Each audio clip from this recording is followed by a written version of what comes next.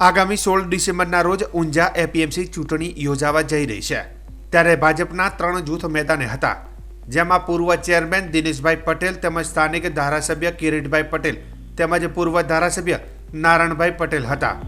આજે ભારતીય જનતા પાર્ટી દ્વારા મેન્ડેટ આપવામાં આવ્યું છે, તેમાં ધારાસભ્ય અને તેમના નજીકના અરવિંદભાઈ પટેલ પૂર્વ વાઇસ ચેરમેનને મેન્ડેટ અપાયો નથી, તે ચર્ચાનો વિષય બન્યો છે. ખેડૂત વિભાગમાં 10 લોકોને મેન્ડેટ અપાયો છે, તો વેપારી વિભાગમાં 4 લોકોને મેન્ડેટ અપાયો છે. ધારાસભ્ય કિરીટ પટેલને મેન્ડેટ અપાયો નથી, સાથે સાથે પૂર્વ વાઇસ ચેરમેન અરવિંદ પટેલને પણ મેન્ડેટ નથી અપાયો. ત્યારે પૂર્વ ધારાસભ્ય નારણભાઈ પટેલના પૌત્ર સુપ્રીત પટેલને પણ મેન્ડેટ આપવામાં આવ્યું છે.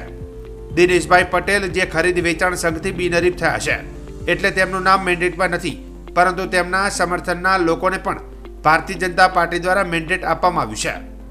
ત્યારે હવે ઊંઝા એપીએમસીમાં 3 જૂથો વચ્ચે જંગ જામશે, જેથી ચૂંટણીનો જંગ રસાકસી ભર્યો રહેશે.